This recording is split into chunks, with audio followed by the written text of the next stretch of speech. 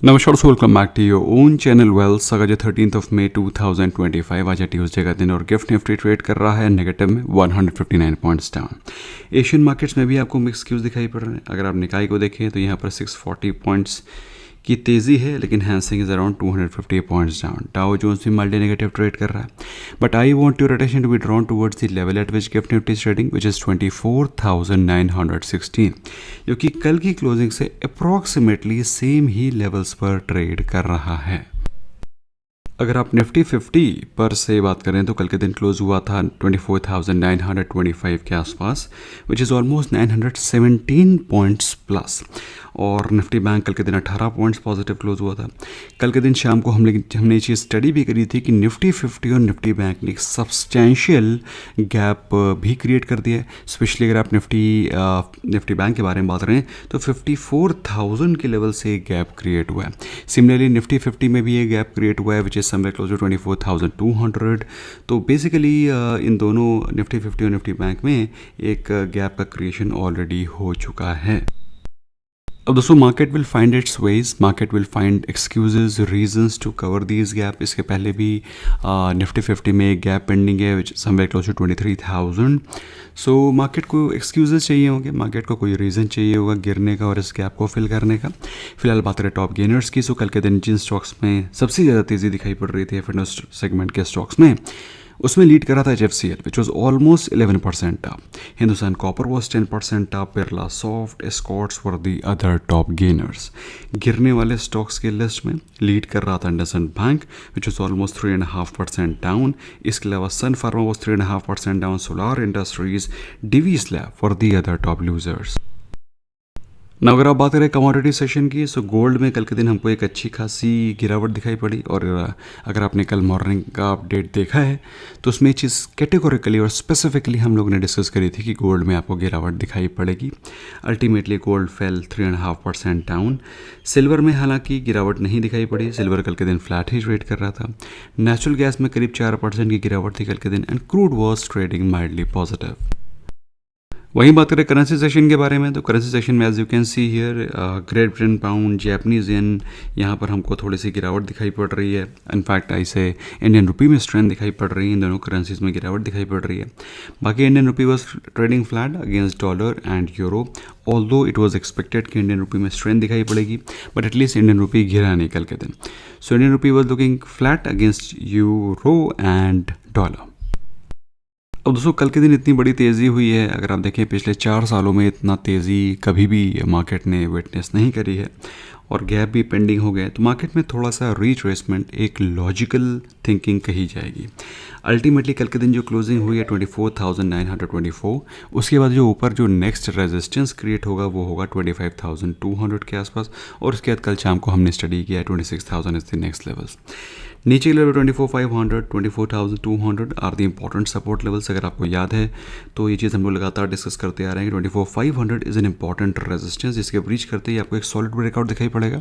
I hope you remember, कल के दिन अल्टीमेटली वही हुआ। 24,500 के लेवल्स को ब्रीच करते ही मार्केट ने एक सॉलिड अपसाइड दिखाई। बैंक निफ्टी के बारे में बात करें, 1788 पॉइंट्स की तेज़ी थी, लेकिन अभी भी जो मेजर रेजिस्टेंस है निफ्टी बैंक के लिए वो 56,000 बना हुआ है। कल के दिन क्लोजिंग हुई थी 55,383। बाकी पिवट लेवल्स आपके सामने हैं, you can make use of them. FIs ने कल के दिन बाइंग करी थी 1247 करोड़ की। DIs की तरफ से भी बाइंग थी 1448 करोड़ की। सो नेट अगर आप देखें तो आज के दिन ऑलमोस्ट 2700 करोड़ की बाइंग थी from the side of institutional investors. VIX के बारे में बात रहे हैं तो विक्स कल के दिन कूल डाउन हुआ था। कल के दिन हम लोगों ने ये भी डिस्कस किया था कि विक्स में आपको कम से कम 10% की गिरावट कल के दिन दिखाई पड़ेगी, और 10% से ज़्यादा ही आपको वॉलेटिलिटी में गिरावट दिखाई पड़ी, और विक्स 19 के नीचे चला गया है। पुट कॉल रेशो के बारे में बात रहे हैं, कल के दिन थोड़ी सी पुट रेटिंग बढ़ी है, जिसकी वजह से पुट कॉल रेशो 1.29 पर पहुँच गया है। कल के दिन कुछ अच्छे रिजल्ट्स आए थे और कुछ अच्छे डिविडेंड्स भी डिक्लेयर हुए हैं। डिविडेंड्स में टाटा स्टील के रिजल्ट्स अच्छे थे, तो उन्होंने 3.6 रुपीज़ पर शेयर का डिविडेंड डिक्लेयर किया। केयर रेटिंग ने 11 रुपीज़ पर शेयर का डिविडेंड डिक्लेयर किया। JM फाइनेंशियल्स ने 2.7 रुपीज़ पर शेयर का डिविडेंड डिक्लेयर किया है।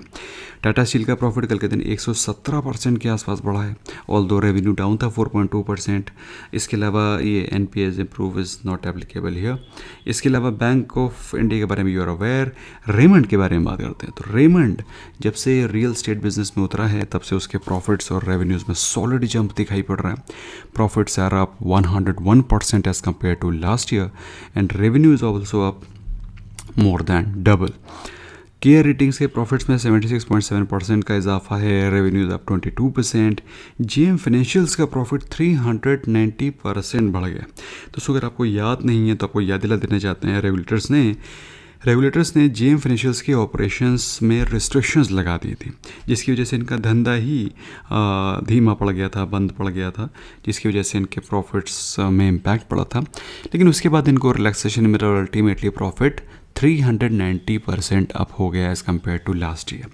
नेट इंटरेस्ट इनकम में 32% का इम्प्रूवमेंट है। और इसके अलावा कल के दिन कुछ कंपनीज़ में हेवी बाइंग हुई है। फॉर एग्जांपल सुंदरम क्लेटन में टाटा म्यूचुअल फंड्स ने 2.81% का स्टेक बाई किया है। टनला में प्रमोटर्स ने खुद बाइंग करी है 1.38% की एडिशनल स्टेक की। मोतीलाल ओसवाल फाइनेंशियल सर्विसेज में सिटी ग्रुप ने 2.03 लाख शेयर्स बाय किए हैं। इसके अलावा एथर इंडस्ट्रीज़ में प्रमोटर्स सेल करने वाले हैं 6.77% स्टेक। अब एथर इंडस्ट्री में कौन अपने स्टेक को बढ़ाएगा ये तो हम लोग कल डिस्कस कर सकते हैं। फंड रेजिंग की न्यूज़ है अलाइड ब्लेंडर्स में, so you can keep an eye on allied blenders as well. Bad news के बारे में बात करें तो एंड फाइनेंशियल्स जो कि अलीबाबा ग्रुप की एक सब्सिडरी है वो 4% का स्टेक सेल करेगी। इसके बारे में कल शाम को हम लोग ने ऑलरेडी डिस्कस कर लिया है चार्ट्स पे भी। कार्बोरंडम के कल के दिन रिजल्ट्स पुअर आए थे। के फिनटेक में जनरल अटलांटिक 6.9% के स्टेक को सेल करेगा एट 1.25। प्रीमियर एक्सप्लोजिव में आई थिंक अप्रैल के महीने में विस्फोट हुआ था और उस एक्सीडेंट के चलते उनको उस तेलंगाना फैसिलिटी के लिए क्लोजर ऑर्डर्स आ गए हैं।